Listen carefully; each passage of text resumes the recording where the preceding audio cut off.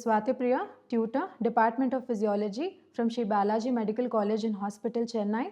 I have 5 years of teaching experience and 3 publications added to my credit. In this video, we'll be seeing about special senses, vision. Special senses are of 4 types, that is sense of vision, sense of hearing, sense of taste and sense of smell. In this video, we'll be seeing about the vision. So these are the learning objectives. We'll be seeing about the general structure of the eye, phototransduction. Before phototransduction, we'll be seeing the different layers of retina, and then we'll move on to the visual pathway, and then we'll see the lesions of the visual pathway at different levels. General structure of the eyeball. Eyeball has 3 layers. Outermost layer is called as the tunica externa, middle layer is called as the tunica media, and inner layer is the tunica nervosa. Outer layer of the eyeball has sclera and cornea. So sclera is the white fibrous covering of the eyeball. Cornea covers the iris and pupil. Middle layer has choroid, ciliary body and then iris. Choroid is the capillary plexus. It is rich in capillary plexus. Ciliary body is present between the choroid and the iris. It has suspensory ligaments projecting out from it and holding the lens in tight position. Iris, it is a thin curtain-like structure. It has constrictor pupillae and dilator pupillae, which plays a very important role in the constriction and dilatation of the pupil when light rays falls on the eye. It separates cornea and lens into anterior and posterior chamber. Next is the innermost layer, that is the layer of retina. So in the layer of retina, we have 10 different layers. It is listed out from outside to the inside of the eyeball. So the first layer will be the layer of pigment epithelium. The second layer is the layer of rods and cones. Here rods and cone cells are present. External limiting membrane is the next one. The next layer will be the outer nuclear layer. So here the cell body of the rods and cones are present. Next comes the outer plexiform layer. Plexiform, the name itself says it is going to be a network, which means the fibers are going to synapse in this layer.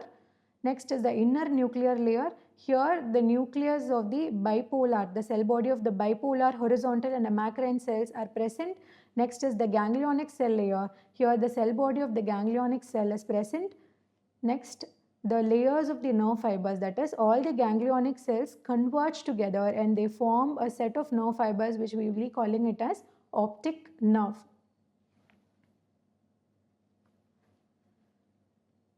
Next, fundus oculi. Fundus oculi forms the posterior part of the inner eyeball. It has optic disc and fovea centralis. Optic disc is otherwise known as blind spot. It is formed by the convergence of the ganglionic fibers where the rods and cones are absent. So the image formed here will not be seen, hence it is called as the blind spot. Macula lutea is for the acute vision and clear vision. Intraocular fluids are vitreous humor and aqueous humor. Both play a very important role in maintaining the shape of the eyeball. Aqueous humor is also involved in maintaining the intraocular pressure. It helps in circulation or taking out all the metabolites formed by the cornea, and then it also supplies nutrients which are needed for the avascular layer and also involved in the maintaining the shape of the eyeball. Next we are moving on to the photoreceptors, that is rods and cones.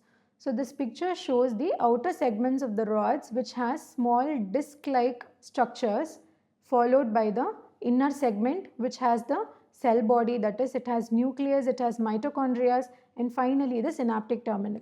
The next picture shows the cones. The outer segment of the cones look in the form of a cone and they are having different membranes in the form of saccules.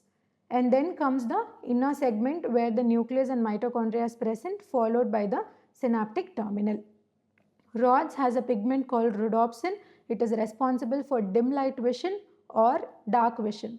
Cones are responsible for the bright light vision, that is color vision. Photochemical changes taking place in the rod are when light falls on the rods, it bleaches the rhodopsin and it forms bathorodopsin, lumirhodopsin, metarhodopsin 1 and metarhodopsin 2. When light rays falls on the rhodopsin, it is bleached and it forms bathorodopsin, lumirhodopsin, metarodopsin 1 and metarodopsin 2. Metarodopsin 2 is the active form of rhodopsin. Later, they are resynthesized to form the rhodopsin. Next is the phototransduction. Phototransduction is the conversion of light energy into receptor potential. It takes place in the outer segments of the rods and cones. So here if you see the pathway, the relevance is retinal. When light falls on that, it forms the metarodopsin 2. Metarodopsin 2 will be the active form of rhodopsin. Here it activates the G protein coupled receptor transducin. So transducin is activating the cGMP phosphodiesterase, that is cyclic guanosine monophosphate phosphodiesterase. So this enzyme is involved in the conversion of cGMP into 5-GMP, that is it causes a conformational change in the cyclic guanosine monophosphate. So this conformational change causes decrease in the concentration of cyclic GMP, which causes closure of the sodium channels. Because of the closure of the sodium channels, we are getting a response which is hyperpolarization in the rods and cones, and then it decreases the release of glutamate. And finally, because of the decrease in the release of glutamate, hyperpolarization state is maintained, which takes up the signals in the rods and cones. So these are the conversion of light energy into receptor potential. Next is the visual field. We can divide the visual field into temporal, nasal, upper and lower. So in the first picture if you see, the right eye is divided into two and the left eye is divided into two. The area near the nostril is called as the nasal half of the eye field, and the other half, that is the temporal half, is called as the temporal eye fields of the right and left eye. In the next picture if you see, we can divide the right and left eye into two visual fields, that is upper and lower. Next we'll move on to the visual pathway. So the receptors of the visual pathway are rods and cones. They are present in the layer of retina. The first order neuron is the bipolar cells that synapse with the ganglionic cells, and next is the second order neuron. From the ganglionic cells it joins to forms the optic nerve, and then comes the third order neuron. Here it is seen in the lateral geniculate body of the thalamus, and from thalamus it reaches the visual cortex. So in this picture you will be able to see the visual pathway. So right eye has two sets of fibers coming. One is fibers from the temporal half and the other one is fibers from the nasal half. Left eye also we have two sets of fibers coming, one in the temporal and the other one from the nasal half of the visual field.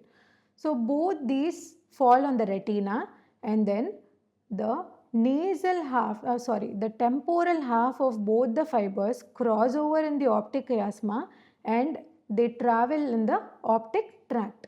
Optic chiasma is the place where the optic nerve cross over and then they are followed by the optic tract. So if you see the optic tract, we have two sets of fibers. One set of fiber is uncrossed and the other set of fiber is crossed. The crossed fibers are from the temporal half of the visual field and uncrossed fibers are from the nasal half of the visual field of the both right and left eye. Then the optic tract reaches the lateral geniculate body. From there the optic radiations pass on to the primary visual cortex and other visual areas of the visual cortex. And a part of the optic tract also sends signals to the pretectal nucleus, which is responsible for the light reflex. In the lateral geniculate body there are 6 layers. Crossed fibers of the optic tract relay in the layer 1, 4 and 6. Uncrossed fibers of the optic tract relay in the layers 2, 3 and 5. The layer 1 and 2 contains magnocells and the layer 3, 4, 5, 6 contains parvocells. The magnocell leads to the magnocellular pathway and the parvocell leads to the parvocellular pathway. Centers of the visual cortex. The primary visual cortex is present in the area 17. It is responsible for the perception of visual images. Visual association area, that is area 18, they are responsible for depth perception, relay information to other areas of the visual cortex. Occipital eye field is area 19. This is responsible for the involuntary conjugated movement of the eyeball. Frontal eye field, that is area 8, it is responsible for the conjugated deviation of the eye to the opposite side. Other areas are area 20, 21, 37. All these areas helps in the recognition of faces, objects, textures, detailing of the objects, and also color of the objects. So this is about the visual centers. Now we will see the connections of visual pathway. Optic chiasma is connected to the optic chiasma suprachiasmatic nucleus of the hypothalamus. Here it is responsible for maintenance of the circadian rhythm. Occipital cortex is connected to the frontal eye field, which is responsible for the movement of the eyeball. Superior colliculus connects to the optic tract, and they play an important role in the maintenance of tone, posture, equilibrium of the body. Optic tract also sends signals to the pretectal nucleus, which is responsible for the light reflex. Optic tract also radiates its signals to the vestibulocerebellum, and it is involved in the coordination of movement of the eye along with the head movements. Retinohypothalamic fibers are responsible for the sleep patterns in the body. Next we are moving on to the lesions of visual pathway. So anopia is a condition where complete loss of vision of one eye is seen. So in the first picture, anopia is marked in the right eye where the lesion happens in the optic tract and the complete loss of vision is seen in the right eye. Both the nasal, temporal half of the visual field are lost. Next is homonymous hemianopia. Homo means same. So in the right and left eye, we will be able to see lesions in the same half of the eye field. So in the right eye, if you see, the right half of the visual field is damaged. In the left eye, if you see, right half of the left eye is damaged. So this is homonymous hemianopia. Next is heteronymous hemianopia. So in heteronymous, different halves of the right and left eye fields are damaged. In the right eye, if you see, the right half of the eye field is damaged. In the left eye, if you see, the left half of the eye field is damaged. So this is heteronymous hemianopia. Next we will see about the lesions of visual pathway at different levels and their effects. So first is the lesion in the optic nerve. So optic nerve lesion causes anopia of the right eye. Next is heteronymous hemianopia, that is bitemporal hemianopia. So in this condition, what happens is the right half of the visual field of the right eye and the left half of the visual field of the left eye gets damaged and it forms heteronymous hemianopia. So if you see in the third lesion happens in the uncrossed fibers of the optic nerve.